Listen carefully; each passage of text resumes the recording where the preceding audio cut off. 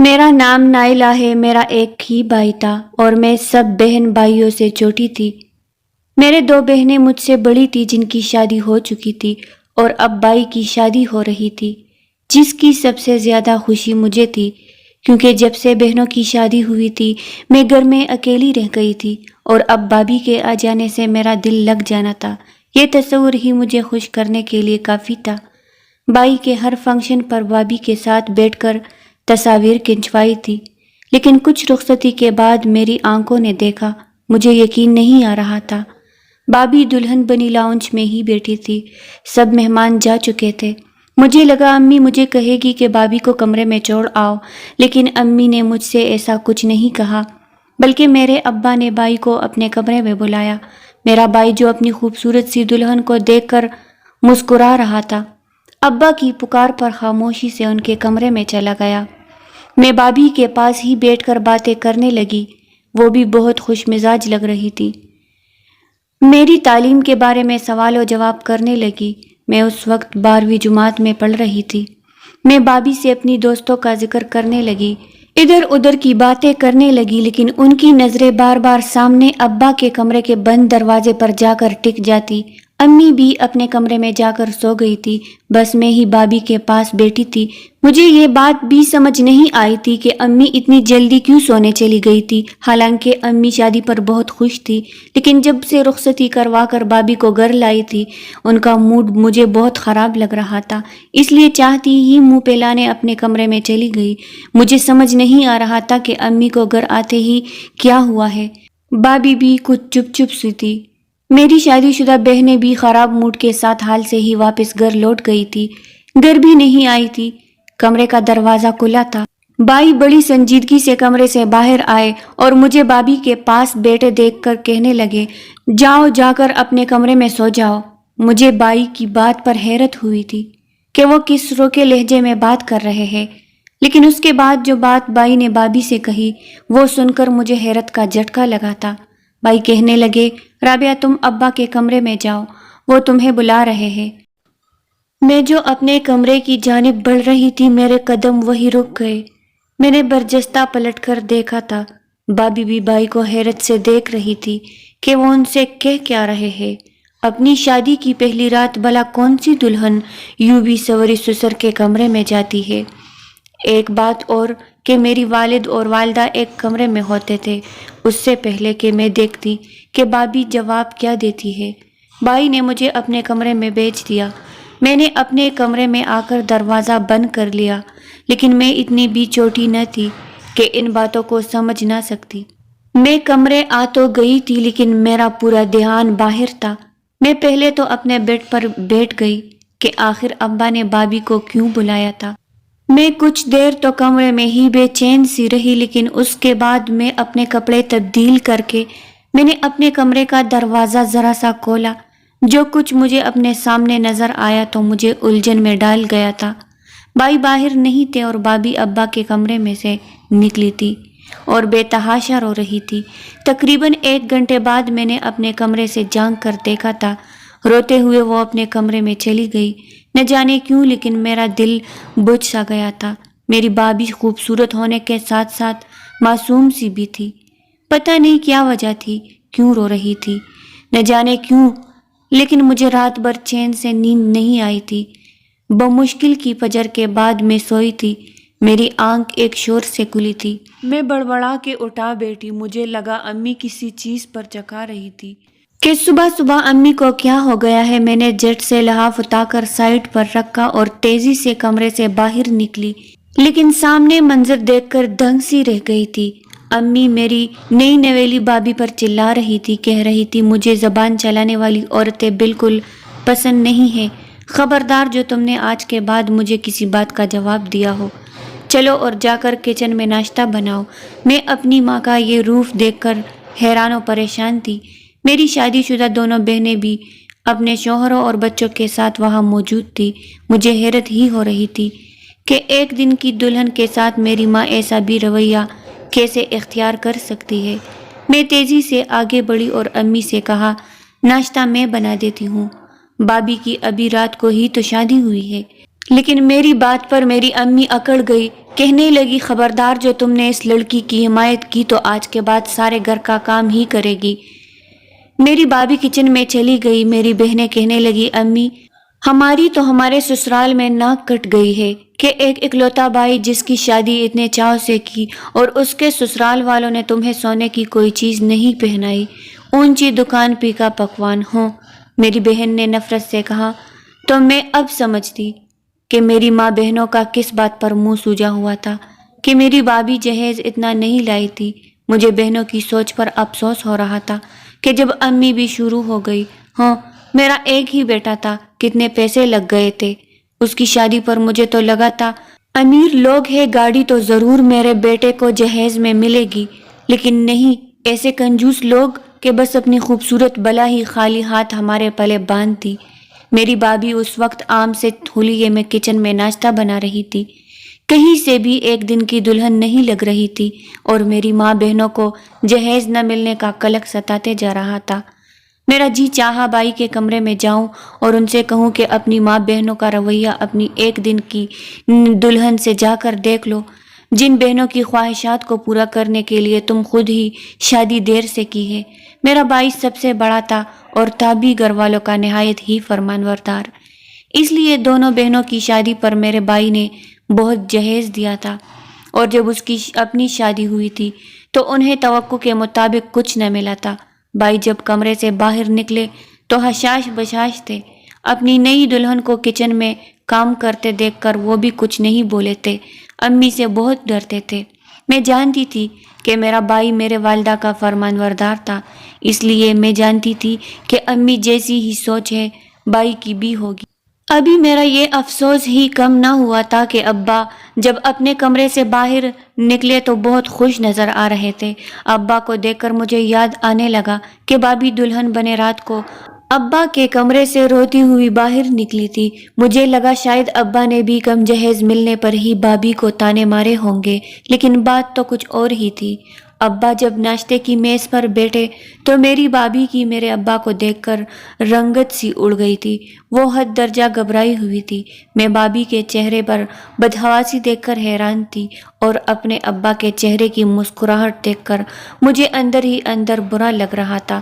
پھر تو سب کا صحیح رویہ بھابھی کے ساتھ شروع ہو گیا تھا، وہ ہر وقت ڈری سہمی سی رہنے لگی تھی، سارا دن وہ کام کرتی رہتی اور رات کو جب بھائی گھر آتے تو ابا کے کمرے میں چلے جاتے اور جب کمرے سے باہر نکلتے تو بھابھی کو اشارہ کرتے کہ وہ ابا کے کمرے میں چلی جائے۔ وہ بیچاری پریشان حال ہو کر ابا کے کمرے میں جاتی تھی، لیکن جب وہ کمرے سے واپس آتی تو بری طرح سے ہانپ رہی ہوتی، پسینے سے شرابور ہوتی اور روتے ہوئے اپنے کمرے میں چلی جاتی۔ پھر مجھے ان کی ایسی آوازیں ان کے کمرے سے سنانی دیتی جیسے وہ الٹیاں کر رہی ہو، ان کے چہرے کی ناگواری سے بھی ہی لگتا کہ جیسے وہ کوئی بہت بڑا فعل کر کے آئی ہے۔ مجھے یہ بات جس شک و شبہات میں ڈالتی، میرا ضمیر مجھے اندر ہی اندر ملامت کرنے لگتا۔ پورا دن میری ماں میری بھابھی کا جینا دور کیے رکھتی تھی اور رات کو وہ 2-2 گھنٹے ابا کے کمرے میں گزار کر واپس آتی اور آتے ہی اپنے کمرے میں چلی جاتی اور نہا کر واپس آتی۔ مجھے اس بات کی حیرت تھی کہ ابا انہیں کیوں اپنے کمرے میں بلاتے ہیں اور بھائی بھابھی کو کیوں اشارے سے ابا کے کمرے میں بیچتے ہیں، اور میری ماں کو بھی کوئی اعتراض نہیں ہوتا۔ ایک بار میری بھابھی کچن میں برتن دھو رہی تھی، میں اپنے کمرے میں تھی، لیکن مجھے بھابھی کی فکر ستانے لگی تھی۔ ان کے آنکھوں میں ہر وقت آنسو مجھے بہت دکھ دیتی تھی کہ کیا جہیز نہ دینا عورت کا اتنا بڑا عیب ہے۔ میں گھڑی دیکھی رات کے 1 بج رہا تھا، میں جانتی تھی کہ گھر والے سو چکے ہوں گے، اس لیے میں کچن میں چلی گئی تاکہ بھابھی کی کچھ مدد کر دوں، لیکن جو کچھ میں نے کچن میں دیکھا میں دنگ ہی رہ گئی تھی۔ میری بھابھی فون پر باتیں کر رہی تھی، ہاتھ میں موبائل تھا، اور کس کی تھی وہ موبائل؟ شاید میرے بھائی کا تھا۔ بھائی اس وقت سو چکے ہوتے تھے، ہو سکتا ہے وہ چوری چھپے وہ موبائل لے کر آتی ہو اور اپنے گھر والوں سے باتیں کرتی ہو۔ کون ہو سکتا ہے وہ جس سے میری بھابھی بات کر رہی تھی؟ رو بھی رہی تھی کیونکہ میری بھابھی اپنے چچا کے گھر رہتی تھی، ان کے ماں باپ ایک حادثاتی موت میں مر چکے تھے اور چچا نے رشتہ تو بھابھی کا یہی کہہ کر طے کیا تھا کہ وہ ان کی بیٹی جیسی ہی ہے، لیکن شادی پر بابی کو کچھ بھی نہیں دیا تھا، جس کی وجہ سے میری ماں اور باقی گھر والوں کا رویہ ان کے ساتھ بہت برا تھا۔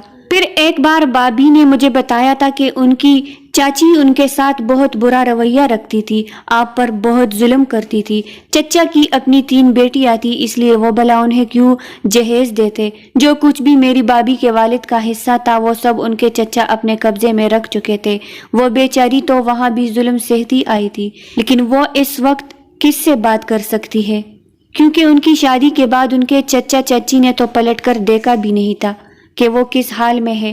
پھر مجھے یہ بھی لگ رہا تھا کہ جس سے وہ بات کر رہی ہے وہ کوئی مرد ہے۔ میری بابی کے ساتھ یہاں بھی کوئی اچھا سلوک نہیں کرتا تھا۔ میرا دل اس کے بارے میں سوچ سوچ کر کہتا رہتا تھا، لیکن جو بات مجھے شک میں ڈال رہی تھی وہ یہ تھی کہ میری بابی اس وقت جس سے بات کر رہی ہے وہ کوئی مرد تھا۔ میری بابی اسے کہہ رہی تھی کہ مجھے یہاں سے لے جاؤ، تم نہیں جانتے کہ یہ لوگ میرے ساتھ کیسا سلوک کرتے ہیں، اور وہ شخص جو میرا سسر ہے وہ کس قدر گھٹیا انسان ہے۔ کاش کہ جو ظلم وہ میرے ساتھ کرتے ہیں اس کی بیٹی بھی وہ سب سہے تو اسے پتہ چلے۔ یہ بات سن کر میں وہیں پلٹ کر اپنے کمرے میں آ گئی۔ نہ جانے وہ شخص کون تھا جس سے میری بابی بات کر رہی تھی، اور ابا ایسا کیا کرتے تھے؟ بابی مجھے ابا کی حرکت خود بھی ناپسند تھی، لیکن جس طرح سے میری بابی روتے سسکتے بد دعائیں دے رہی تھی میری روح تک لرز گئی تھی۔ پھر میں نے سوچا کہ ابا یہ کیوں نہیں سوچتے کہ جو کچھ وہ بابی کے ساتھ کر رہے ہیں، اگر میری بہنوں کے سسرال بھی ان کے ساتھ ایسا سلوک کرے تو کیا وہ برداشت کریں گے؟ اور میرا بھائی کیا بالکل بے غیرت ہو چکا ہے؟ وہ جو خود اپنی بیوی کو اپنے باپ کے کمرے میں بیچتا ہے، حالانکہ میرا باپ میری بہنوں سے کہتا تھا کہ کوئی ضرورت نہیں ہے اپنے سسر کی خدمت کرنے کی، نہ ہی اس کے کمرے میں اکیلے جانے کی۔ میری دونوں بہنیں بہت تیز مزاج کی تھی، اپنے سسرال والوں کو نچا کے رکھا ہوا تھا، شوہر بھی ان کے قابو میں تھے، اور جب یہاں آتی تو بابی کی شامت لائے رکھتی تھی، ہر وقت انہیں جہیز نہ لانے کے طعنے دیتی تھی۔ والدہ بھی کسی سے کم نہ تھی، پورا دن میری بابی کے پیچھے پڑی رہتی تھی۔ دن میں 1 گھنٹہ بھی بابی کو آرام کے لیے نہیں ملتا تھا۔ میں اس وقت بابی کی مدد کر دیتی جب امی دوپہر کو سو رہی ہوتی تھی۔ وہ مجھ سے کبھی کبھی اپنے دل کی بات بھی کر لیتی تھی، لیکن جب بھی میں ان سے یہ کہتی کہ ابا انہیں کمرے میں بلا کر کیا کہتے ہیں تو ان کی رنگت اڑ جاتی تھی، وہ یکدم ہی فق رنگ کے ساتھ نفی میں سر ہلانے لگتی۔ میرے ذہن میں بہت سارے سوال تھے جس کا میرے پاس کوئی جواب نہ تھا۔ میری بابی مجھ سے بھی بات کرتے ہوئے گھبراتی تھی۔ ایک دن جب بابی میرے ابا کے کمرے میں گئی تو میں نے امی سے پوچھا کہ ابا بائی کو کیوں روز اپنے کمرے میں بلاتے ہیں۔ میری بات سن کر میری ماں مجھے قہر بری نظروں سے دیکھنے لگی۔ منہ بند رکھا کرو اپنا، خبردار جو دوبارہ ایسا کوئی بھی سوال مجھ سے پوچھا بھی تو۔ مجھے امی پر بھی حیرت ہوتی تھی کہ وہ کیوں کچھ نہیں بتاتی۔ میں اپنی بابی کی وجہ سے بہت پریشان رہنے لگی تھی۔ ایک بار میں نے سوچ ہی لیا کہ میں بھی دیکھوں گی کہ آخر ابا کمرے میں بابی کے ساتھ کرتے کیا ہے۔ میرا بھائی میرے باپ سے بہت ڈرتا تھا، اس لیے جو بات امی یا ابو کہہ دیتے وہ کبھی اس کے خلاف نہیں چلتا تھا۔ ایک دن جب بابی کمرے میں گئی، کچھ دیر بعد میں بھی ابا کے کمرے میں جانے کی بہانے سے جا کر دیکھوں، میرے ماں نے فوراً مجھے ٹوک دیا اور کہا، خبردار جو تم کمرے میں گئی بھی تو۔ میں نے کہا میں کیوں نہیں جا سکتی، مجھے ابا سے کام ہے۔ امی نے کہا، جب تک تمہاری بابی کمرے میں ہے تم نہیں جاؤ گی، چلو جاؤ اپنے کمرے میں۔ ایک رات تو جو کچھ میری آنکھوں نے دیکھا سوچ بھی نہیں سکتی تھی۔ میں رات کو کچن میں جانے لگی، مجھے پیاس لگ رہی تھی، لیکن جیسے میں لاؤنج سے ہوتی ہوئی کچن کی طرف بڑھنے لگی، سامنے لاؤنج کا دروازہ کھلا تھا۔ میں یہ سوچنے لگی رات کے اس پہر میں دروازہ کس نے کھولا ہے۔ میں جب دروازے سے باہر آئی تو میری بابی صحن سے ہوتے ہوئے چھت کی طرف جا رہی تھی۔ میں یہ سوچ رہی تھی اس وقت وہ چھت پر کیا کرنے جا رہی ہے۔ میں بھی ان کے پیچھے چلی گئی، لیکن جیسے ہی میں چھت پر پہنچی میں نے چپ کر دیکھا میری بابی ایک نوجوان کے گلے لگ کر رو رہی تھی۔ یہ دیکھ کر تو میں سانس لینا ہی بھول گئی تھی۔ وہ اس شخص سے بھی یہی کہہ رہی تھی کہ مجھے یہاں سے لے کے جاؤ، مجھے یہاں نہیں رہنا۔ کون تھا وہ شخص؟ بابی کا کیا لگتا تھا؟ کوئی عاشق؟ میں واپس لوٹ آئی۔ مجھ پر گھبراہٹ سی طاری تھی۔ یہ سب کیا ہو رہا تھا؟ ایک طرف تو میری بابی مظلوم بنی ہوئی تھی اور دوسری طرف یہ کون سا روپ تھا ان کو جو میں دیکھ رہی تھی؟ مجھے کچھ بھی سمجھ نہیں آ رہا تھا۔ پہلے میں نے سوچا سب کو جگا کر بابی کی اصلیت بتا دوں۔ میں جیسے ہی لاؤنج سے اندر آئی کہ اپنے کمرے میں واپس جا سکوں، لاؤنج کے سامنے میرا بھائی کھڑا تھا۔ بھائی کو دیکھ کر میرے رہے سہے اوسان بھی خطا ہو گئے۔ وہ مجھ سے کہنے لگے تم اس وقت یہاں کیا کر رہی تھی؟ میں تو پریشان سی ہو گئی کہ کیا جواب دوں۔ مجھے گھبراہٹ ہو رہی تھی، اس لیے تازی ہوا کے لیے میں باہر آ گئی۔ وہ کہنے لگے اچھا ٹھیک ہے، یہ بتاؤ تمہاری بابی کہاں ہے؟ پورے گھر میں نظر نہیں آ رہی۔ یہ سن کر تو میں اور بھی گھبرا گئی تھی کہ کیا کہوں اور کیا نہیں۔ میں اسی ششو پنج میں مبتلا تھی کہ بابی بھی آ گئی۔ بھائی کو دیکھ کر تو اس کے بھی ہوش اڑ گئے تھے، لیکن میں نے انہیں بچا لیا۔ میں نے کہا میں اور بابی دونوں ہی صحن میں تھے۔ میری بات سن کر بابی کچھ دنگ سی رہ گئی تھی، کہنے لگی کہ ہاں میں اس کے ساتھ ہی صحن میں تھی۔ میرا بھائی مطمئن سا ہو گیا۔ اس وقت میری بابی کمرے میں چلی گئی، لیکن اگلے روز بابی میرے کمرے میں آ کر میری شکریہ ادا کرنے لگی کہ میں نے اسے بچا لیا۔ میں نے کہا کوئی بات نہیں۔ پھر میں نے ان سے پوچھ ہی لیا کہ وہ چھت پر کیوں گئی تھی اور جو شخص چھت پر تھا وہ کون تھا؟ کہنے لگی وہ میرا بھائی ہے جسے چچا نے بچپن سے ہی گھر سے نکال دیا تھا تاکہ بڑا ہو کر کہیں اپنا حصہ ہی مانگ نہ لے۔ میرا بھائی کہیں چھوٹی موٹی نوکری کرتا تھا، اس لیے میری مدد نہیں کر سکتا تھا۔ اب وہ خود کو اسٹیبلش کر چکا ہے اور بہت جلد میں یہاں سے واپس چلی جاؤں گی۔ مجھے بابی کی بات سن کر حیرت ہو رہی تھی۔ میں نے کہا آپ نے پہلے بتایا نہیں کہ آپ کا کوئی بھائی بھی ہے؟ وہ کہنے لگی میں کیا بتاتی، اس گھر میں آتے ہی مجھ پر ظلم و ستم شروع ہو گئے۔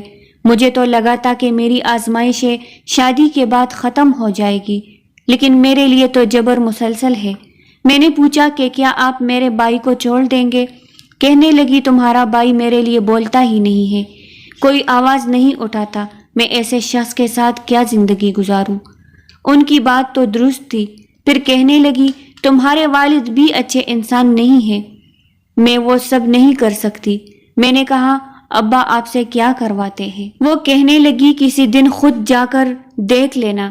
میں نے بابی سے کہا کہ آج میں آپ کے کپڑے پہن کر ابا کے کمرے میں جاؤں گی، آپ میرے کمرے میں خود کو بند کر لینا۔ وہ میری بات مان گئی۔ رات کو بابی کے کپڑے پہن کر میں ان کے کمرے میں گئی تھی، لیکن میں نے گھونگھٹ میں اپنا چہرہ چھپا لیا۔ مجھے دیکھ کر میرے ابا یہی سمجھے کہ میں بابی ہوں۔ پھر میرے ابا نے کہا کہ میں کالا عمل سیکھ رہا ہوں، اس لیے مجھے یہ زندہ مرغیاں حلال کر کے دو، مجھے ان کا خون گلاس میں ڈال کر دو۔ یہ سن کر میرے بھی ہوش اڑ گئے تھے۔ میرا باپ کون سا عمل سیکھ رہا ہے؟ ابا نے 3 زندہ مرغیاں نکال کر کہا کہ اسے کاٹ کر اس کا خون گلاس میں ڈال دو، وہ میں پیوں گا۔ پھر بولے کہ آج آخری عمل ہے، اس کے بعد جو چاہو جنات سے کروا سکتا ہوں۔ یہ کہہ کر وہ کچھ الٹا پڑھنے لگے، لیکن میں نے مرغیوں کے ساتھ ایسا کچھ نہیں کیا کیونکہ میں نہیں چاہتی تھی میرا باپ کوئی ایسا عمل سیکھے۔ شاید بابی اسی وجہ سے گھبراتی تھی، الٹیاں کرتی تھی۔ مجھے بھی یہ سب سوچ کر گن ہی آ رہی میں یہ عمل کبھی بھی نہیں کر سکتی تھی۔ میں نے جب اپنا دوپٹہ اوپر کیا تو ابا دیکھ کر دنگ رہ گیا۔ میں نے کہا ابا میں آپ کو یہ عمل نہیں کرنے دوں گی، یہ غلط عمل ہے۔ میرے والد مجھے دیکھ کر حیرت زدہ ہو گئے تھے، کہنے لگے تم یہاں کیا کر رہی ہو؟ میں نے کہا میں بابی کو اپنے کمرے میں زبردستی بند کر کے خود جان بوجھ کر یہاں آئی تھی تاکہ آپ کو ایک غلط فعل سے روک سکوں۔ میں نے کہا ابا یہ سخت گناہ ہے، ایسے غلط کلمات کو پڑھ کر آپ غضب کے مرتکب ہوں گے۔ میں رو رو کر انہیں سمجھانے لگی تو وہ خاموش ہو گئے۔ کہنے لگے میں یہ اس لیے سیکھنا چاہتا تھا کہ میں دولت کما سکوں۔